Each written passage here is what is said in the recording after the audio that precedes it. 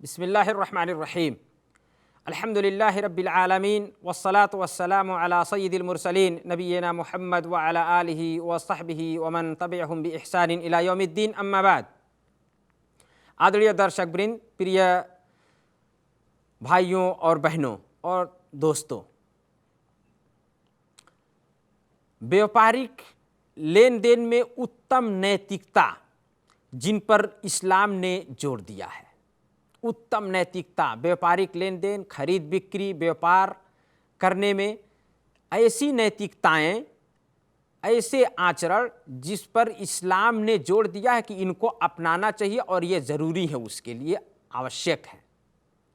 जिस प्रकार इस्लाम ने आर्थिक लेन देन की स्पष्ट नीति बनाई है, इसी प्रकार लेन देन करने वालों से कुछ महत्वपूर्ण नैतिक सिद्धांतों के पालन करने का आग्रह भी किया है और उन्हीं सिद्धांतों तथा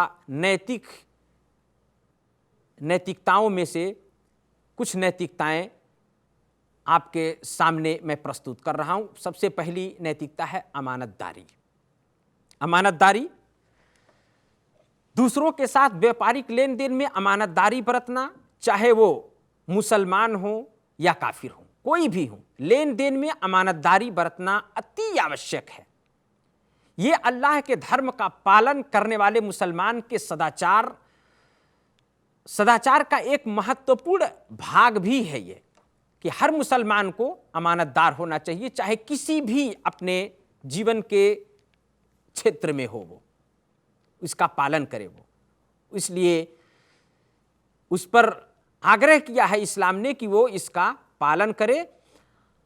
अल्लाह ताला कुरान में फरमाते हुए कहता है कि इन्नल्लाह यअमुरुकुम अन तुअद्दुल अमानाति इला अहलिहा। अल्लाह, निसंदेह अल्लाह तुम्हें आदेश देता है कि अमानतों को उनके मालिकों तक पहुंचा दो, मालिकों तक पहुंचा दो। यानी अमानतदारी, उसमें किसी प्रकार की कोई खयानत ना हो, किसी प्रकार का कोई विश्वासघात ना हो।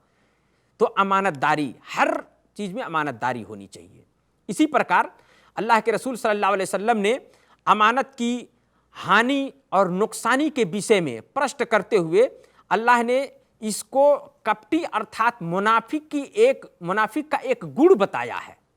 अल्लाह के नबी सल्लल्लाहु अलैहि वसल्लम ने बताया है कि ये मुनाफिक के 3 चिन्ह हैं और उन 3 चिन्हों में से इसको भी आपने कहा कि अलामतुल मुनाफिक सलासा।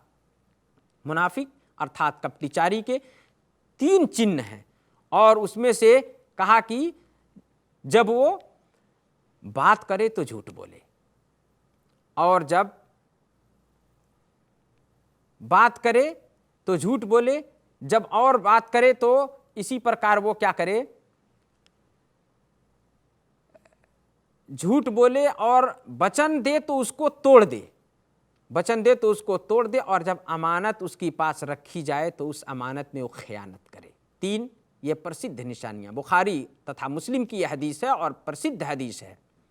तो अमानतदारी का सदैव ख्याल रखना ये हर मुसलमान के ऊपर अनिवार्य तथा वाजिब है।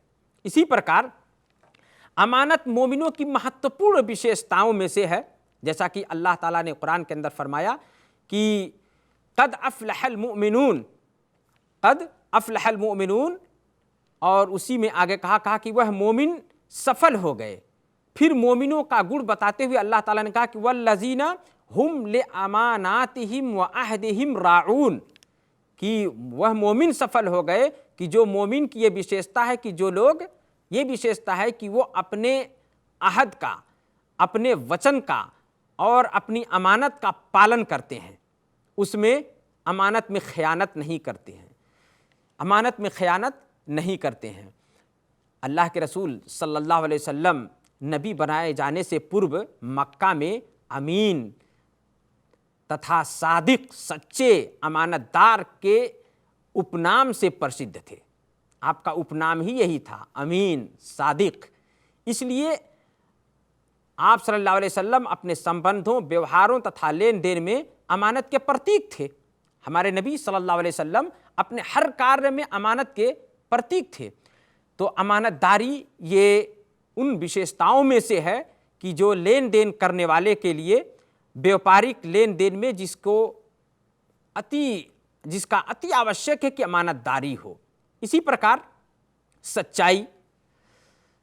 सच्चाई भी ऐसी विशेषता है जिस पर इस्लाम ने जोर दिया है।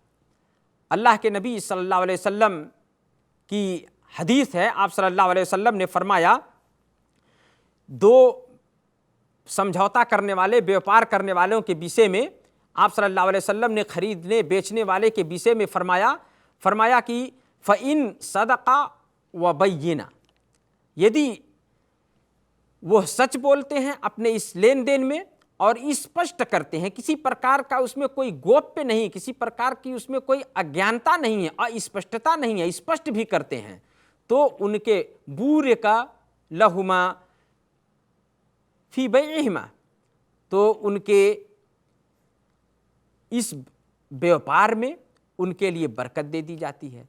अब यदि वो छिपाते हैं और झूठ बोलते हैं तो कहा नबी सल्लल्लाहु अलैहि वसल्लम ने कि मोहक़त बरकतो बैइहिमा, तो उनके इस खरीद और फरोख्त करने की बरकत मिटा दी जाती है, बरकत उठ जाती है। इसी प्रकार सच्चाई के विषय में अल्लाह के नबी सल्लल्लाहु अलैहि वसल्लम ने कहा कि व अलैकुम बिस्सिद्क़, तुम सच्चे बनो, कभी झूठे ना बनो, अपनी बातों के सच्चे रहो।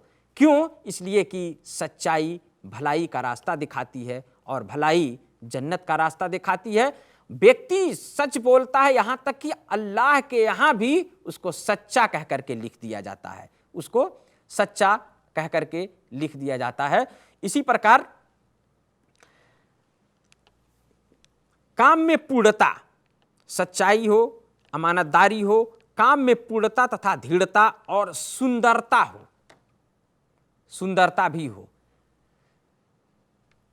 प्रत्येक मुसलमान निर्माता हो या श्रमजीवी, इन दोनों के लिए आवश्यक है कि वो अपना काम अति उत्तम शैली में पूर्णता पूर्वक किया करें। ये मुसलमान का वो सिद्धांत है तथा उसकी ये वह विशेषता है कि जिससे वो कदापि समझौता नहीं कर सकता, न ही इससे नीचे आ सकता है और न ही उससे समझौता कर सकता है। इसी कारण अल्लाह ने प्रत्येक वस्तु के लिए निपुणता तथा दृढ़ता को आवश्यक बताया है। जीवन के समस्त क्षेत्रों में इसे लागू करने का आदेश दिया है, यहाँ तक कि उन वस्तुओं में भी जो सहसा प्रकट हुई हों तथा जीवन में पूर्णता अपनाना कठिन क्यों न हो या कैसी भी कठिनाइयों की परिस्थिति हो, सच्चाई और पूर्णता को नहीं छोड़ना चाहिए। यहाँ तक कि पूर्णता, अल्लाह के नबी सल्लल्लाहु अलैहि वसल्लम ने हर क्षेत्र में पूर्णता अपनाने को इस्लाम में आदेश आया है। अल्लाह के नबी सल्लल्लाहु अलैहि वसल्लम ने कहा कि यहाँ तक कि जब तुम किसी जीव जंतु को ज़बह करो खाने के लिए तो उसको भी अच्छी तरह से ज़बह करो, ये ना करो कि आधा करो और वो छटपटाए। अल्लाह के नबी सल्लल्लाहु अलैहि वसल्लम ने कहा कि इज़ा क़तलतुम फ़अहसिनुल क़ितला व इज़ा ज़बहतुम फ़अहसिनुज़ ज़ब्ह, जब तुम कत्ल करो, जब किसी को मारो तो अच्छी तरह से मार दो, अधमरा करके ना छोड़ो, तकलीफ ना दो, यानी पूर्णता करो, हर किसी काम को पूर्णता और उस पर दया करो, ये करके। तो अल्लाह के नबी सल्लल्लाहु अलैहि वसल्लम ने इसका आदेश दिया है। अल्लाह ने हर वस्तु पर पूर्णता को अनिवार्य बताया है। जब तुम जान लो तो अच्छी तरह, अल्लाह के नबी साहब ने कहा कि जब तुम जान लो तो अच्छी तरह से ज़बह करो, तो अच्छी तरह से करो, यानी अपने जीवन के हर क्षेत्र में उसको पूर्ण करने की कोशिश करो, उसको अधूरे में ना छोड़ो। तो जो भी वादा, जो वचन हो खरीद बिक्री में, उसको भी पूरा करो, उसमें कमी ना हो, अमानत में खयानत ना हो, सच्चाई हो, झूठ ना हो, और छिपाओ नहीं, स्पष्ट करके जो कमियां हो, जो चीज़ें हो, उसको स्पष्ट कर दो। ये कुछ विशेषताएं हैं या कुछ लेन देन के कुछ उत्तम ऐसी नैतिकताएं हैं कि जिस पर इस्लाम ने विशेष रूप से जोर दिया है। अल्लाह से दुआ है कि अल्लाह हम सबको इन नियमों का पालन करने की और इस पर ध्यान देने की, इन विशेषताओं को अपने जीवन के हर क्षेत्र में ध्यान दे करके उस पर अमल करने की तौफीक प्रदान करे। आमीन। वसल्लल्लाहु अला नबीना मुहम्मद व अला आलिहि व सहबिहि वसल्लम।